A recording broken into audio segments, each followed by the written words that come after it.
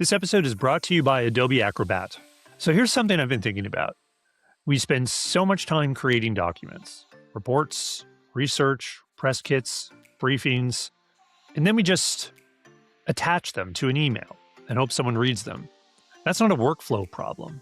That's a communication problem. Adobe's new productivity agent in Acrobat is built to fix exactly that. It can take your documents and turn them into actual experiences.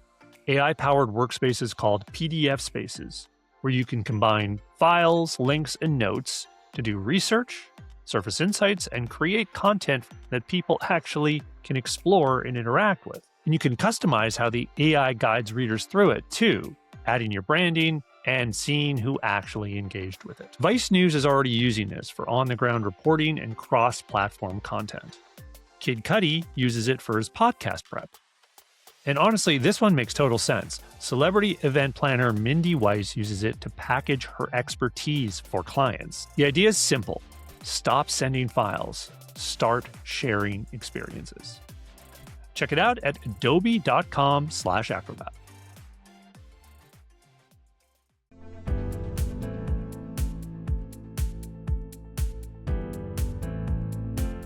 Hi, welcome to the Media Copilot. It's a podcast about how AI is changing media, news, and communication. I'm your host, Pete Pachal. I covered tech for a long time as a journalist, and now I have deep conversations with media people, with builders, and with creators who are all answering the question, how will we get information in the future? And how will that change the jobs and the industries whose business is information, especially media? My guest today is Sharon Goldman. Sharon has been one of the most thoughtful reporters covering AI, most recently at Fortune, where her work has gone well beyond product launches and model rankings.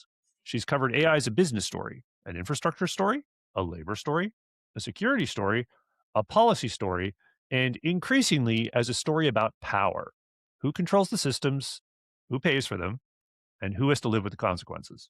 Now Sharon's moving into a new chapter. She's leaving Fortune to launch Ground Level AI, a publication focused on AI as it meets the real world, infrastructure, geopolitics, societal issues like jobs and the environment, all the messy parts that don't fit neatly into a press release. So today, we're going to talk about what she's learned from covering AI up close, what she thinks the industry still gets wrong, how the public's responding to AI, and what all this means for media, journalism, and our information ecosystem. Before we get into that, though, please just take a second to rate or review the show if you can. If you're listening on Apple or Spotify, please leave a 5-star review, or if you can, maybe a nice comment. And if you're watching on YouTube, please like the video and subscribe to the channel if you don't mind. Those things really do help people find the show. All right, housekeeping over. Sharon, welcome to the Media Copilot. Oh, thank you so much, Pete. Thanks for having me. Awesome. So before we get into all the things that I was promising there, I'd love to hear just a little bit more about you, your background. I know you've been covering AI for quite a while, not just at Fortune, but other publications. Tell us a little bit about your background, how you got into journalism, and how you got into AI reporting. Well, as far as getting into AI reporting, that started in April 2022, so a little bit over 4 years ago. I was hired at a publication called VentureBeat, and the week that I started, the person covering AI left to go to TechCrunch, and I raised my hand and I said, well, I'll cover AI full-time as my daily beat. And that was 6 months before ChatGPT came out, and I've been on a roller coaster ride ever Well since. timed. As far as my journalism career, I've been in the business for over 25 years. I started out in B2B journalism in subjects completely unrelated to technology. But about 15 years ago, I did start covering technology from the standpoint of marketing tech and sales tech, when Salesforce first came into the picture, when SEO was new, when social media was new. Oh, So I those are feel the like days. those were the days, and I feel like I've constantly been on this trajectory of being sort of on the front lines of when some of these technologies got started, and that always floats my boat. So it's been a really fun and exciting journey that I'm thrilled to continue. Yeah, it's pretty wild to note how much all of that stuff has changed as you were sort of describing all those areas. And AI, of course, is like always changing. Like I feel like, everything changes, but like, holy cow, is it so different from when you first started it, even in 2022. So, tell us about like what you're doing now because you're leaving Fortune to start this new publication, Ground Level AI. What made you decide like this was the moment here in 2026 to do that?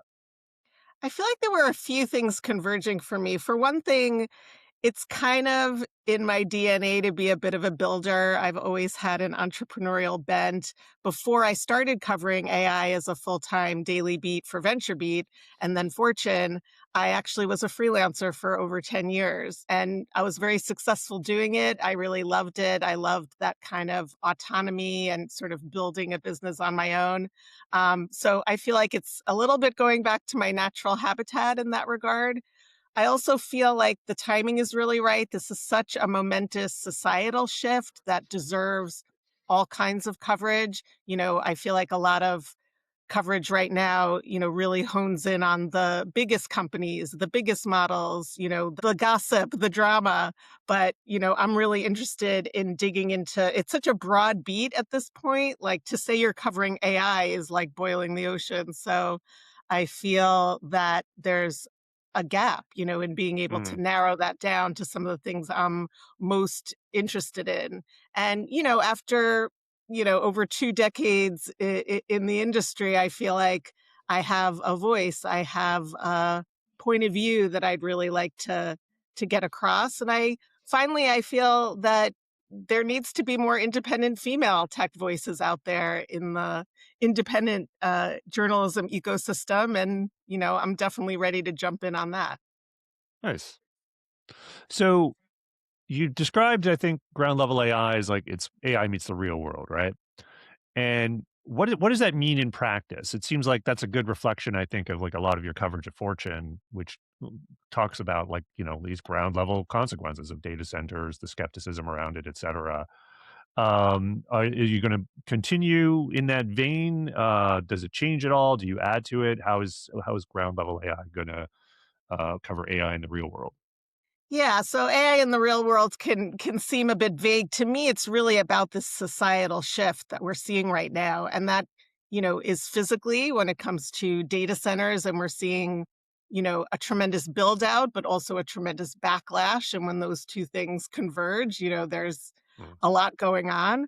I also see it as far as just policy, how governments and organizations are going to handle this shift going forward when it comes to issues like labor, when it comes to issues like safety.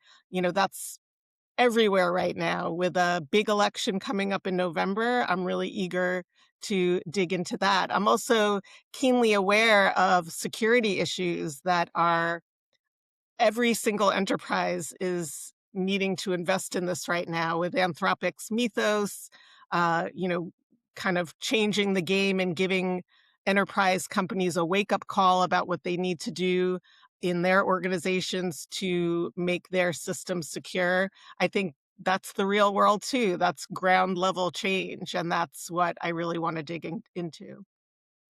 Yeah, and I also feel like you mentioned the election there in terms of AI meeting the real world. I feel like that's actually happening in a sort of mainstream consciousness way right in this moment too. And I'd love to get your thoughts on the public's relationship with AI, which certainly in recent months has seemingly taken a turn for the negative. There's been a lot of shall we say, skepticism about AI that's gone mainstream. There's the infamous graduation speech, I guess, trend that where people would mention AI and get booed.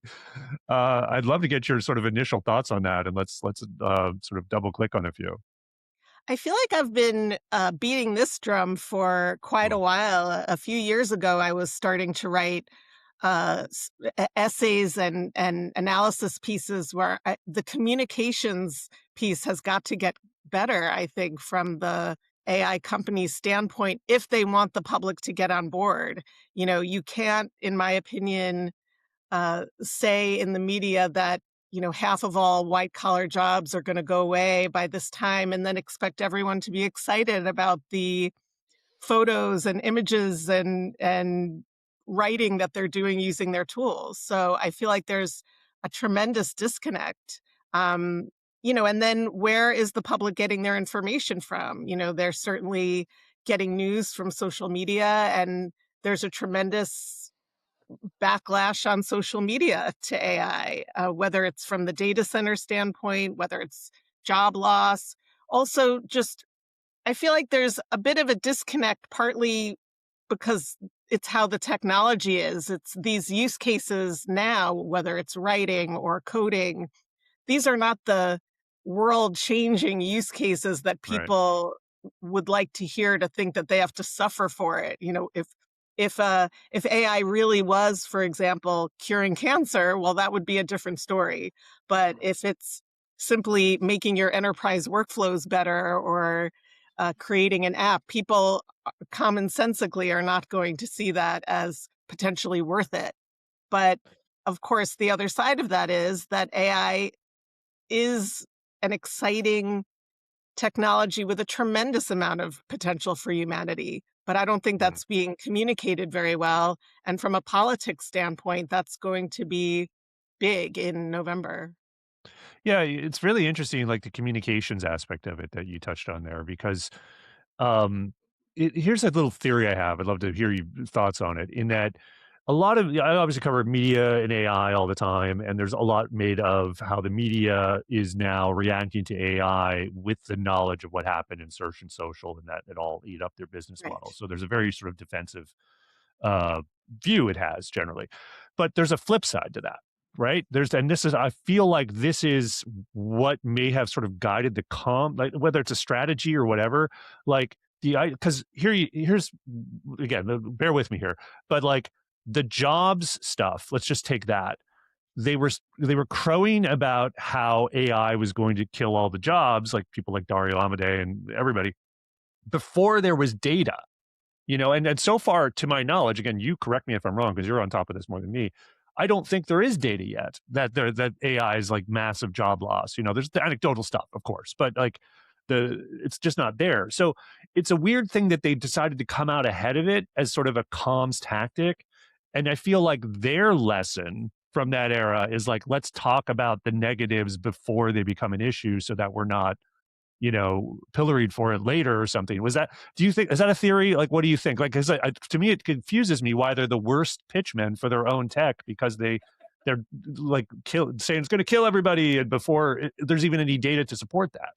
That is my theory. I remember a few years ago, Sam Altman saying something like, we're putting this technology out so people can get used to it, so they can kind of understand and embrace and experience what's going to happen before it goes further, before it gets even more advanced. And in a way, I felt like the job loss idea is sort of jumping ahead and saying, like, you need to beware, you need to reskill, you need to think about this. But again, before really any data has come forth. Also, they're Mhm. really thinking about within their own fields. I mean, when it comes to tech, and Right. if you're a software developer, yes, there are job losses, there are layoffs in tech companies. This is happening to some extent, but that doesn't broaden out necessarily to every field, every position. And it also doesn't take into consideration the potential for job creation, which, for example, Aaron Levy at Box has really been talking about, beating that drum on social media lately, that new jobs will be created, that agents are still going to need humans to manage them, to and jobs that haven't even been thought of yet. That's what I wonder about. Just Mm. because my husband is in cybersecurity, for example. Well, cybersecurity wasn't a thing until 20 years ago, 25 years ago. There are many jobs like that. There were no social media influencers 15 years ago, so who knows what's going to come. But I do think that frontier labs like Anthropic and OpenAI they're also coming with their own baggage of what they talk about as far as AGI, what they believe is going to happen in the future. But again, the timing of that, is that going to happen in 2 years? Is Mm. that going to happen in 20 years? Um, I just don't think that that's the way. Or maybe they just Mhm. feel like they didn't have enough to say yet about the positives. I don't know. Right. Right. And I feel like you mentioned, like of going back to the public sentiment, like are everyday people experiencing the positives? Yes, of course. If AI cured cancer tomorrow, we'd all celebrate. That'd be a huge thing. It hasn't yet, notably, but the idea that like it's making your life easier, better, etc. It's to me, to my like the thing is, here's the thing. You and I assume you're kind of an adopter and a trier. You use this Sure. technology too, and Yes. we should get. I'd love to hear about like how you're using it, but I'm seeing good gains because I'm a power user, right? And I'm diving into these things all the Right. time. And there's co-working apps, and it's like, oh, this is so cool. I think that's very rare. I think we're like in the story of like the 1% of people, and it's a ways out. So this sort of it is anti-AI stance. I feel like it's hard to pin down on. It's not just jobs. It's not just environment. I think it's just this broad like, what's so great about it Hmm. sense that sort of people have about it. Yeah, And these are then not yeah, these are not the power users. Excuse me. These are not the people necessarily even using it at work. You talked a little bit about search and social media. I mean, these were things that really were kind of life changing at the time. Like the right. idea that you could, you know, follow a friend or message a friend or search for people, that you knew decades ago that you weren't able to keep in touch with. That was a real life changing thing, even if you feel that today there are so many downsides. That was a real game changer. Here with AI, I feel like it's much more, it's sort of, it's always sort of what's coming down the pike. It's not necessarily what's here and what you're playing with it now. It's also something that does take some doing as far as understanding how it could work for you. Power Hmm. users like you and I, we all spent a lot of time trying to figure out, well, what is this really good for and what is it not, fun but not really useful. Yeah. What do you think AI companies should do in this front in terms of the massive wave of public skepticism now? And, we can touch on the environmental stuff too, if you like, because I feel like that's a huge chapter of this. And I know you've covered that quite a bit. But what are the things they can do about this to maybe turn the tide on the sentiment, but at least between now and maybe the election? Well, not that that necessarily favors one party or the other, but maybe it does. You tell me. Right. I don't know. I mean, these companies now have massive comms teams, Yeah. that just are overwhelming. I remember when OpenAI just had one comms guy, and now there are hundreds and Mm, hundreds. I do think, I mean, and maybe they feel like they have been doing some radical transparency, but, transparency is key. When I report on AI data centers, for example, it's one of the things that communities are so frustrated by, kind of the secret nature of it, that things just appear. There are NDAs and things you can't talk about, and then suddenly, something is appearing before their city council. I think also just, mm, maybe empathizing more and not being so Silicon Valley centric and assuming that everyone is so excited about the deep tech or the use cases that require uh you know several $100s a month in tokens. I mean, that this isn't, really speaking to the average person. And also making it clear that, this is our opinion. This is the way we see the world. This is the way we see things playing out. But there are other opinions out there. There are other people saying different things. mm. Let's switch gears for a bit and so to talk about the media for a bit, because that, of course, is what I zero in on a lot. Well, let's just talk broadly first, actually, about the information ecosystem and stuff. Like, what do you think is the biggest thing in your mind about how AI is changing that? How AI is changing what we're doing? I assume, vis-a-vis your new venture, is that you're going to have some kind of website, and then how you're Yeah. feeling about that in terms of what AI is going to do to it, and et cetera. Maybe you even have some thoughts on whether to block or not block or what have you. But you first tell me, like broadly, like how are things changing, and then maybe let's make it a little more personal. Well, ground level AI is going to be on Substack, so that's one Okay, thing. And I've already had well, that's still the internet. yes, that's still the internet.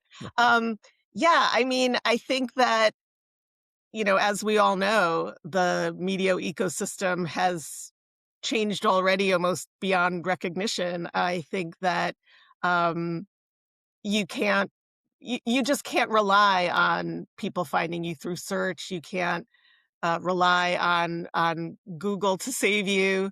I think that that we're all so many media companies are using AI that we all have to think about our voice. We all have to think about what makes us unique and what we can offer that goes beyond the chatbot. Hmm. And like the whole idea of, okay, people get your information through a summary now, or at least that's sort of a discovery window of some sort. And I don't know like how much, you can tell me about like how Fortune sees that and if they're doing things like GEO or what have you. But how is sort of covering this space sort of as you've thought about just even absent your new venture, whatever, like I'm reaching an audience now through this sort of, disintermediation layer, the summarization layer. I actually And remember, I remember speaking to someone at a conference, a creator, and the creator was telling me, I think this might have been like 3 years ago, that this person wanted to be discovered by AI. mm, He wanted, Google and OpenAI and Anthropic chatbots to find him and scrape him and spit him out because it was gonna help other people find him through GEO, which wasn't even a term at the time. And at right. first I was like, "Wow, that's amazing that a creator would say, 'I wanna be scraped.'" But today, Mm, I think that is real and true, and I would have to agree with that. I don't think there's any point in saying, like, "You can't scrape my work, you can't output something related to me and, link to my work through Claude or ChatGPT." I think that's happening, and I think that every single brand out there is working towards it. I've noticed in my inbox several companies that this is what they do. yeah, They work for brands and they help them get discovered, and it's a new way to discover. And in my own use of AI, even outside of my professional life, I use it for shopping, I use it for research, I use it for all sorts of things. So I want to discover things through Claude and ChatGPT and Gemini in the same way that I would be looking for things through Google search. totally. And it's very helpful when it can just bring you that information. But of course, it needs to get that information from somewhere. It needs to get the context and it ingests things like, obviously journalism and other content and gives you the answer. A.G. Sulzberger just recently made a speech at a conference and he was saying that, this is essentially theft. This is like if you're building a tower or your construction company, but you get all the materials from the, the village next to you or something and you just don't pay for them. Right. Again, I don't know how you see it, but the copyright question is the thing that's out there. From your reporting, I guess what I'm really curious about, and I don't know if you've covered this issue specifically, but from what you know about the AI companies, like how seriously do they take that point of view and concerns about copyright? Vis-a-vis I know they have lawsuits and stuff, but like how do you what is your sense of like how they even think about this? The AI companies believe that what they've done or their PR and strategy is to communicate that their belief is that it's fair use. Whether that was in their early, you know, whether that's what they thought initially back in the day, Mm, or whether it was more like we're using this for research and it won't matter in the future. But at this point, I've spoken to OpenAI's lawyers, for example, and their argument is that it is fair use. This was vast swaths of public material. And even if there is some copyrighted material in there, this is about the output, and the output isn't the same. And that's right. their argument. I actually thought that more of these lawsuits from the standpoint of the defendants, the author, I'm sorry, the plaintiffs, Mm, the people bringing the lawsuits, authors, etc.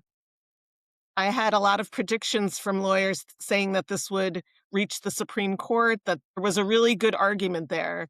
But I do think the AI companies have, you know, in, incredible legal representation, and the argument around that what they're doing was fair use has gotten a lot of traction, I think. Interesting. So, do you think it will end up getting the Supreme Court? I guess ultimately, like, how do you think this question will be settled, at least in the United States? I mean, we've seen, like, in Europe, for example, um, there's, well, there's a different stance, shall we say, and there's probably a little bit more movement to protect content creators. The UK body this is a little different issue, but the UK body recently sort of uh, is going to be forcing Google to separate their AI crawler from their search crawler so that copyright holders can opt out of AI search, which they kind of can't do right now with respect to Google. Kind I of an feel in the a little weeds thing there, but like the broader question, how do you think this is going to be resolved? I feel a little bit cynical there. I Yeah, kind of feel like already we're seeing the copyright issue not as front as and center as it yeah, was a couple of years ago.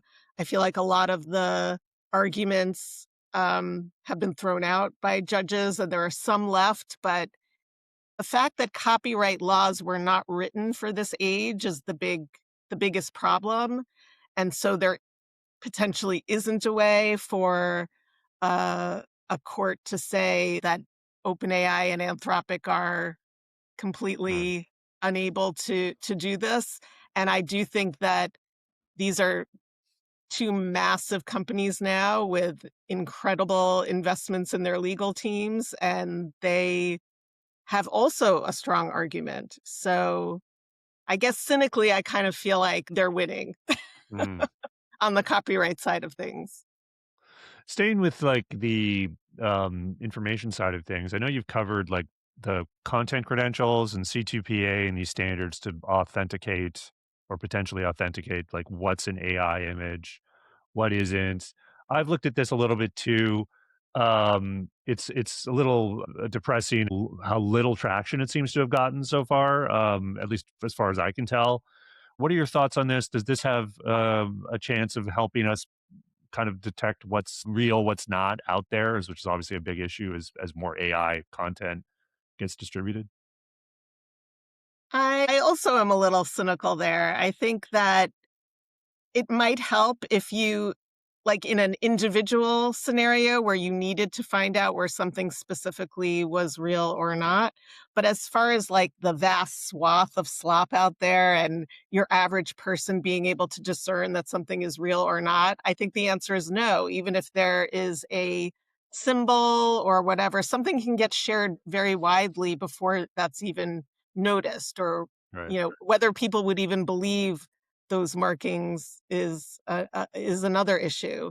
Um, I Yeah. think when I've spoken to some experts in this field, one thing I thought was interesting is the idea of doing the opposite. Rather than proving something is fake, proving something is real. It's hard to say whether any of it will work though, because I feel like there's such a vast swath of slop now. Yeah. There definitely is. How do you define slop, by the way? Is it just anything AI generated, or is it anything AI generated that's either worthless or misinformation, or what's your general definition of slop? Do we need one? I feel like slop has become fake news. You know what I mean? Like it's like it kind of means what we kind of know what you mean, but kind of there's not really a good definition for it. There isn't, and I'm not sure all slop is slop. Like, for example, I've been thinking a lot about the political videos that have been going out. They're AI generated, Right. with Trump, for example, or I'm thinking of, like, Spencer Pratt, the LA mayoral candidate putting out, um, videos. Like, are those slop? Like, they have a purpose. They're being Right. used for political gain. They're sending a message. Is that slop? I In feel it like slop, to your point, connotes low value. And while those are clearly AI, they're valuable to somebody. Certainly valuable to the campaigns, or they wouldn't be doing them. Right. Um, and so I don't think it does. I don't think it meets the bar on slop, even though it's so obviously AI. Yeah, I feel like slop is sort of, vast quantities of low value, clearly rather useless Hmm. content, whether images or text. So I'd love to talk about, obviously you've been reporting on this for a number of years. You have thoughts on just how to report on this, which is to say, like, what are the biggest lessons you've learned? What makes AI reporting challenging? How have you been able to cover it well despite those challenges, especially as I'm sure you've probably seen the number of AI reporters multiply over Well, the past few years. absolutely. When I first started covering AI in 2022, there was a community of AI reporters, but it's multiplied exponentially. And in a way, at Fortune, for example, in a way, everyone is an AI reporter because almost everything we're reporting on, so much of it has, from a business standpoint, has an AI angle. Um, I feel like the biggest lesson I've learned covering AI is how it has the news cycle is so fast, so speedy. What was news yesterday might not even be news anymore the same day. Mhm. And the amount of news that just comes flowing like a tsunami on a daily basis is impossible for one person to cover. So to say you're an AI reporter today is, Mm. not the same as the AI reporter from a few years ago who was reporting on a few companies, frontier companies that were mostly research labs that were putting out groundbreaking research, or they were focused on enterprise use cases that were very much under the hood, that were sexy. Today, the amount of startups, the amount of funding, the amount of investment, the idea that it's propping up the entire US economy and global economy, the idea that it's become such an issue of geopolitics between the US and China that it could actually be dangerous is, Mm. that's a whole other thing that requires dozens of reporters to cover every angle and every company. So I feel like the lesson I've learned is to take a step back and be like, well, not what's the news today, whether it be another embargo or another piece of gossip from OpenAI or Anthropic, but what's most important to cover? What's the biggest message to respond to today or to communicate?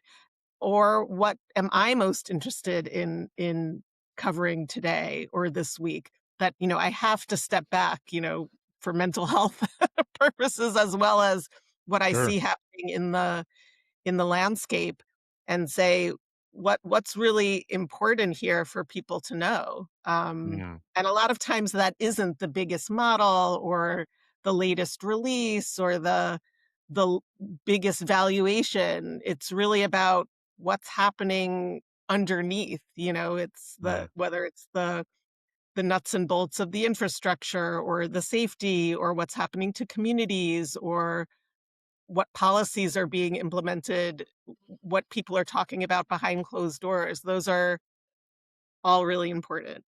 Yeah. Do you feel like that's kind of undercovered these days? Like, is there too much in the hype cycle, the products, what these things can do? Or, because I feel like when I was covering tech, there was always like, and I was covering it more from the consumer standpoint, but it was like the stuff would come out. It was pretty easy to get pulled into like, the reality distortion fields, the hype cycles, and Exactly. I get I feel speculative. Yeah. I just feel like the nature of it is it's happening so fast. I mean, I think, last month maybe Anthropic had dozens of releases. You Mm. can't possibly be covering each one, as a small tech team of reporters, for example.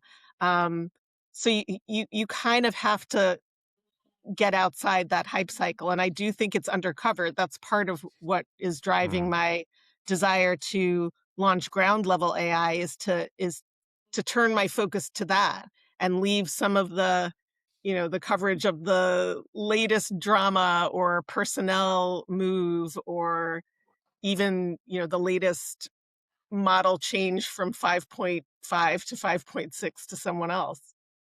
Right. Yeah. It's always like some increment. And it seems like it's a big deal when the whole number changes, but then it kind of isn't. It's weird. I feel like AI, the industry just decided they're not even going to try to fix their naming slash Yeah, numbering thing. exactly. That forget fixing the naming Yeah. conventions. We'll just Yeah. carry on. Yeah. I teach this stuff and I have to constantly like figure it out, like it's crazy. But I would love to learn a little bit more about how you're specifically using AI in your work, and whether or not you might be using one of these co-working apps, whether it's like Claude Code or Claude Cowork or Codex. And what do you find most useful about using the technology? And then what are like some red lines for you in terms of what you would never use it for? Sure. I I would say that I use AI all day, every day, but it's really as it really is as a coworker. It's like as my editor, as my colleague. Um, I feel like that sounds kind of cliche in a way, but it really is true. Like I'm constantly, and I'm pretty much confined my efforts to using chatbots. I use Claude, I use ChatGPT, occasionally Gemini, but let's say mostly Claude and ChatGPT.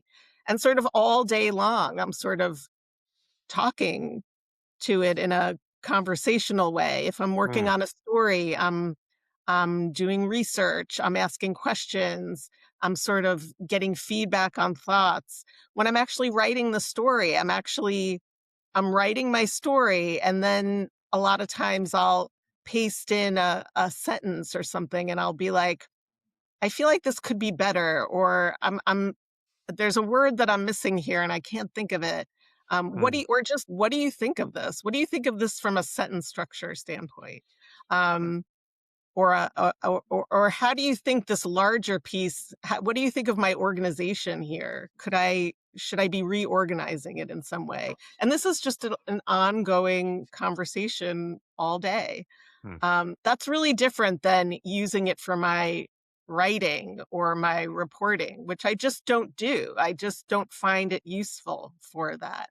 I mm, feel like it's far more useful as an editor. You know, it's mm, and that's something that I mean, at Fortune, I'm lucky enough to have amazing editors, but even being able to hand in a story with a improved first draft from a copy editing standpoint is a step up. And previously at VentureBeat, I didn't have sort of editors on every one of my pieces. So, it's really helpful from that standpoint. As far as Claude Code, Codex, these tools, I really haven't gotten used to using it in a regular way. I feel like partially that's because as a journalist, I haven't found the right use case for myself. I've never been someone who has a lot of organizational workflows. mm, I'm pretty flexible and just kind of like, as long as it's in my Google Drive or my inbox, I can search for it. I really haven't found a use case that I personally find really useful for coding tools or development tools. I gotcha. also have found them to be a little bit hard for someone like me who isn't naturally inclined to dig into them. I'm not Mm, someone who loves tools generally from, predating AI. So I feel like as they become more user friendly for the average person, which I still consider myself to be as far as a tech tools user, I feel like maybe there will be some workflows that I find them useful for. But some of the things I use AI for are just so, run of the mill. I mean, nothing mhm. has changed my life more than trans transcriptions, AI transcriptions. To be Sure. able to Yeah. do that in real time on my interview saves me so much time. And that's, a pretty straightforward use case, but and being Mm, able to search those transcripts and being able to ask Claude or ChatGPT to find something in one of my transcripts. yeah. These are the game changers for me as a reporter. Nice. I'd be interested in like circling back with you in like 6 months to a year and see where you're at with co-working stuff, especially with running your own operation, because Yeah, I I've actually found think them that invaluable. yeah. Yeah. Well, and I'd love to Cool. pick your brain on that, but yeah, I do Anytime. think, like, running my own business, that'll be a new opportunity for me to test certain things and see how they work for me and could I find them useful. Oh, I think you'll So find them useful. yeah. Well, then I'll have to take one of your courses then. Nice. Oh, wow. Hey, awesome. You heard it here, guys. Sweet. So like let's look forward as we're looking forward. I'm curious about what you see as maybe the big stories in AI over the next year. We touched on the election a little bit, but that's certainly going to be something. I feel like this is probably going to be the AI election, at least maybe the first one that where it's really a major issue. But what else are you seeing coming down the pike? What do you think are going to be the big stories? And also, like, what do you think will continue to be like the undercovered stories that you think are the most important? I think the AI data center boom story is going to continue to rise. Most notably, the backlash. I think it's growing. I think it's hasn't reached its peak. I still think it's undercovered in some ways, like from some angles. For example, of course, I've been covering at Fortune. I've done a series of stories on different communities that have been affected by AI data center builds or proposals in their neighborhoods, in their backyards. But the backlash has become very activist. It doesn't matter whether it's in your backyard or not. It's just people are generally opposed. And there's been a tremendous rise in conspiracy theories, I've noticed. Hmm. Massive Facebook groups that are focused on the fact that they feel like data centers are surveillance centers, that they're really about population control, that they emit radiation that can cause cancer. That I've read some really strange things about people who think that these mega AI data centers are being built on farms because they want to take away people's ability to grow food. I mean, really out there kind of things. That kind of leads into another area that I'm concerned about, which is the potential for backlash to turn violent. I do think Hmm. that that's a real issue. So that's, more things that I think could be reported. The build itself, I do find really interesting, like the different ways that data center companies are working to make those data centers more efficient, smaller, less, impacting the environment. I think there will continue to be more discoveries and improvements in that area, and I would like to report on that. I think the AI security issue is going to be huge. I'll be Mm. going to the annual Black Hat Security Conference in August again, and DEF CON, which is the biggest annual hacker conference. And I think it's going to be incredibly, filled with news, which I'd like to cover because I think cybersecurity is going to be a huge issue. Totally. Um, Yeah. With this and of whole course, mythos model. Yeah. the big IPOs are going to be huge, Anthropic and Mm. OpenAI and SpaceX, so from a business standpoint, that's just going to be, filling the headlines for months to come. Yeah. Going a level up from the headlines, like thinking about the trends that all these things are feeding and creating. Um, Looking forward, like, what do you see? This is how I sort of want to end most of my podcast. Like, give me one thing to be concerned about in a broad sort of trend kind of way, and one thing to be hopeful about that from your perspective in the AI world. And do I it think the whatever order you like. I think the biggest thing to be concerned about is how society is how c- AI is being communicated to society and how people are understanding it. I think the tremendous backlash to AI generally, like we've been talking about, I mean, you can call it a communications issue, you can call it a technology issue, but whatever it is, something is not getting through. This is not like previous technology uh, evolutions where people saw some upsides. People saw Mm. upsides from the automobile. People saw upsides from the Industrial Revolution, from computers, from the internet, from social media. I feel like AI is having a harder time for all the reasons that we said. It's hard to communicate, it's hard to explain. It's so fast moving, there's so much coming, and yet is it any of it really life-changing? Plus there are all these dangers that keep being talked about as well as job loss. So I'm really concerned about how the general public is dealing with a societal shift that is so all encompassing and fast and really hard to understand too. These are Mm. people who are not tech forward, for someone who's not a techie. On the other hand, I feel like that same thing, the idea of AI as this general technology, is also what makes it hopeful because I do think that there's another way to see it. It remains to be seen if job loss is really going to occur. I personally feel that there's also a lot of jobs to be created. I think there's a lot of areas that will, maybe grow as a contrast to AI, in real life experiences, for example.